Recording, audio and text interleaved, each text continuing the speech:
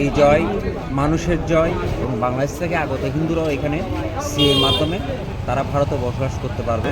হিন্দুরা যারা বৈধ নাগরিক সবাই এখানে নাগরিকত্ব পাবে। আমি বারাসাত থেকে সুদর্শন ধর বলছি। আমি বিজেপির শক্তি প্রমুখ হিসাবে আছি।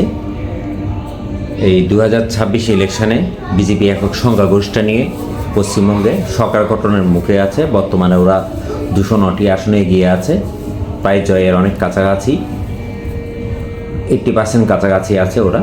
আর টিএমসি সরকার ওরা 79 সিট নিয়ে এখনও আছে। এখন আর কিছুক্ষণের মধ্যে, হয়তো কয়েক ঘন্টার মধ্যে পুরোপুরি রেজাল্ট আউট হয়ে গেলে আপনারা বুঝতে পারবেন 208, 9 কিংবা 7 2-1টা আসন এদিক হলেও অসুবিধা নেই। মোটামুটি আজ 15 বছর টিএমসির অপশাসন থেকে মুক্তি পেয়ে এই বাংলার হিন্দু জনগণ, এই বাঙালি জাতি আজকে স্বাধীনতা লাভ করেছে। এক কথায় বলতে গেলে পশ্চিমবঙ্গের জনগণের আশীর্বাদ পুষ্ট হয়ে বিজেপি সরকার 207-8 আসন নিয়ে সরকার গড়তে চলেছে। এটাই আপনাদের সকলের আশীর্বাদ কাম্য করি। এই সরকার যেন দীর্ঘদিনে স্থায়ী হয় এবং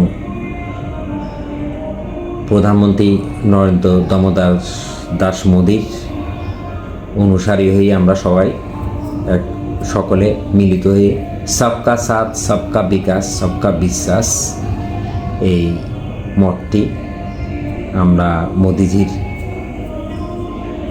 অনুগামী হয়ে অবশ্যই পালন করব।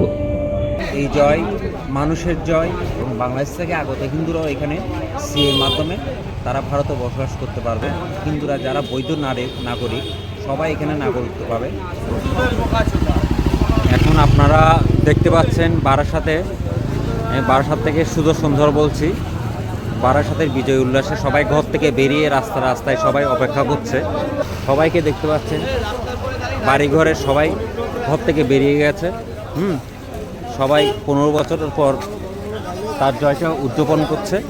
এই জয় মানুষের জয়। এখানে আজ 15 বছর ধরে টিএমসি সরকার অরাজকতা চালিয়েছে, জবাব জনগণ দিয়েছে। এখানে টিএমসি সরকারের 15 বছর রাজত্বের অবসান হয়ে হিন্দুত্বের প্রতিষ্ঠা ঘটেছে পশ্চিমবঙ্গের মাটিতে।